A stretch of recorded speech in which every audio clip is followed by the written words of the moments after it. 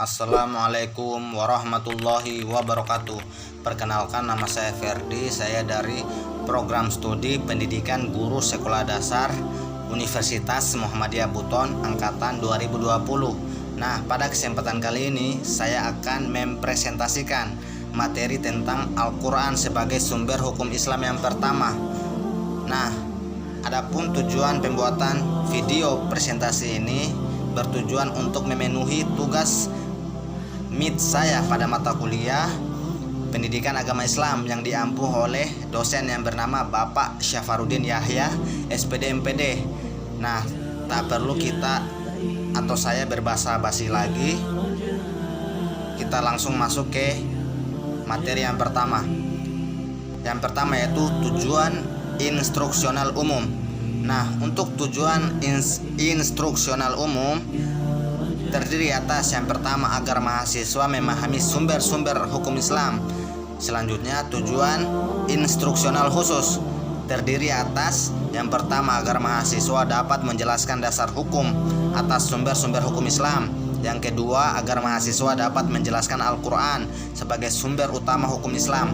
Yang ketiga agar mahasiswa dapat menjelaskan sejarah turunnya Al-Quran dan sistematika Al-Quran. Yang keempat agar mahasiswa dapat memahami kandungan Al-Quran. Nah, selanjutnya sumber-sumber hukum Islam. Sumber-sumber hukum Islam di sini terbagi atas dua. Yang pertama berdasarkan Quran surah keempat ayat 59. Nah, yang kedua berdasarkan hadis Muaz bin Jabal. Nah, selanjutnya sumber hukum Islam terbagi atas tiga. Yang pertama Al-Quran, yang kedua Al-Hadis atau As-Sunnah, yang ketiga Ar-Rayu atau Ijtihad.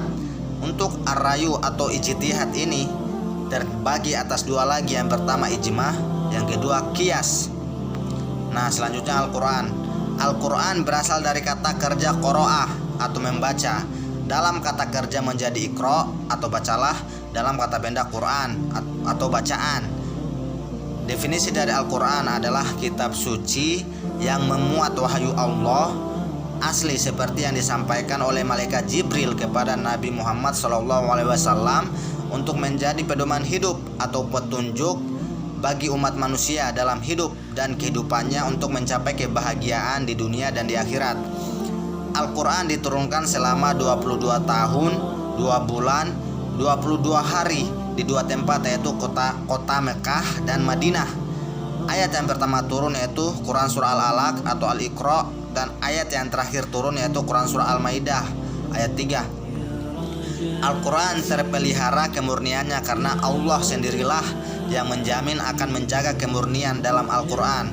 Ini terdapat dalam Quran surah Al-Hijr, Quran surah ke-15 ayat 9. Pengumpulan Al-Quran dalam satu mushaf dilakukan oleh Zaid bin Sabit pada masa Khalifah Abu Bakar, dan pada masa Khalifah Utsman bin Affan dilakukan penyalinan mushaf Al-Quran ke dalam beberapa naskah. Untuk penyusunan Al-Quran tidak berdasarkan waktu turunnya, tetapi berdasarkan susunan seperti petunjuk Allah. Nah, surat yang pertama Al-Fatihah, surat yang terakhir An-Nas.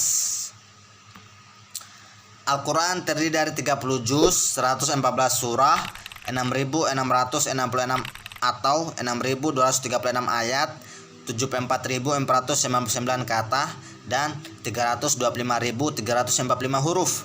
Selanjutnya, perbedaan ayat Al-Quran yang diturunkan di kota Mekah dan Madinah. Yang pertama Mekah, yaitu pertama surat dan ayatnya pendek-pendek. Yang kedua gaya bahasanya singkat dan padat. Yang ketiga pada umumnya mengenai tauhid, akhlak dan hari akhir. Yang keempat diawali ya ayuhan nas.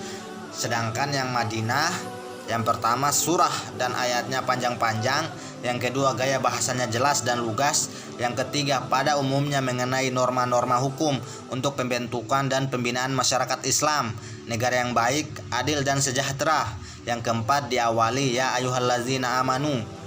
Selanjutnya Al-Quran merupakan pedoman abadi yang memiliki 3 petunjuk bagi manusia, yaitu yang pertama ajaran yang memberi pengetahuan tentang struktur alam semesta serta posisi berbagai makhluk di jagat raya, metafisika tentang Tuhan, kosmologi, pembahasan tentang kehidupan akhirat. Yang kedua, petunjuk yang menyerupai sejarah manusia, rakyat biasa, raja-raja, orang suci, dan para nabi. Yang ketiga, berisi firman-firman Allah yang mengandung kekuatan-kekuatan yang tidak dapat dipelajari secara rasional, yang mempunyai kekuatan melindungi manusia. Selanjutnya, kandungan Al-Quran. Kandungan Al-Quran di sini terbagi atas 6, yaitu yang pertama akidah, yang kedua syariah. Untuk syariah ini terbagi atas 2 lagi, yang pertama ibadah, yang kedua muamalah. Nah, selanjutnya yang ketiga tadi akhlak, keempat kisah-kisah umat manusia, yang kelima berita-berita tentang zaman yang akan datang atau akhirat, keenam benih-benih prinsip ilmu pengetahuan. Selanjutnya hukum-hukum yang terkandung dalam Al-Quran terdiri atas yang pertama hukum i'tiqadiyah, yaitu hukum-hukum yang berkaitan dengan kewajiban para subjek hukum untuk mempercayai Allah, malaikat, kitab, rasul, hari pembalasan, qada dan qadar. Yang kedua, hukum amaliyah, yaitu hukum-hukum yang bersangkutan dengan perkataan, perbuatan, perjanjian, hubungan kerjasama antar sesama manusia yang terdiri atas yang pertama hukum ibadah, yang kedua hukum muamalah. Nah, yang ketiga hukum akhlak. Hukum akhlak yaitu hukum-hukum yang berkaitan dengan kewajiban para subjek hukum menghiasi diri dengan sifat-sifat keutamaan dan menjauhkan diri dari sifat tercela. Selanjutnya sifat-sifat hukum dalam Al-Quran terdiri atas yang pertama ta'abudi, yaitu harus diikuti seperti apa adanya dan sifatnya tetap. Yang kedua, ayat-ayat tentang ibadah, perkawinan, kewarisan, hukum keluarga. Selanjutnya ta'akuli, atau yang kedua ta'akuli, yaitu yang pertama bersifat terbuka untuk dikembangkan oleh akal manusia dan dirumuskan sesuai dengan perkembangan zaman. Yang kedua, ayat-ayat tentang hukum perdata terdiri atas 70 ayat, pidananya terdiri atas 30 ayat, internasional terdiri atas 25 ayat, ekonomi keuangan 10 ayat, hukum acara 913 ayat. Selanjutnya penggolongan ayat Al-Quran. Untuk penggolongan ayat Al-Quran di sini terbagi atas 2. Yang pertama muhkamat, yaitu ayat yang memuat ketentuan-ketentuan pokok yang jelas artinya dapat dipahami dengan mudah oleh semua orang yang mempelajarinya. Selanjutnya ayat Al-Qurannya tentang hukum termasuk ayat jenis ini. Yang kedua mutasyabihat, yaitu ayat perumpamaan yang mengandung kiasan, hanya dipahami oleh orang-orang yang mempunyai pengetahuan yang luas dan mendalam tentang Al-Quran. Selanjutnya ayat Al-Quran yang muhkamat. Dari segi teksnya terdiri atas yang pertama qotih, yaitu kata atau kalimat Al-Quran yang mengandung arti yang jelas sehingga tidak mungkin ditafsirkan lain dari yang tersebut dalam teksnya. Yang kedua zanni, yaitu kata atau kalimat Al-Quran yang menunjukkan arti atau pengertian lebih dari satu, masih mungkin ditafsirkan ganda. Nah, terima kasih. Itu saja presentasi dari saya tentang materi Al-Quran sebagai sumber hukum Islam yang pertama.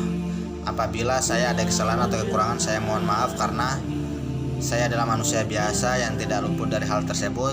Dan sebaliknya apabila ada benarnya, maka itu datangnya dari Allah Subhanahu wa taala. Dan semoga presentasi yang dapat saya sampaikan ini dapat bermanfaat untuk kita semua dan menjadi pegangan atau petunjuk bagi kehidupan kita selama hidup di dunia sampai menuju kepada alam akhirat. Nah, itu saja saya akhiri. Wabillahi taufiq wal hidayah. Wassalamualaikum warahmatullahi wabarakatuh.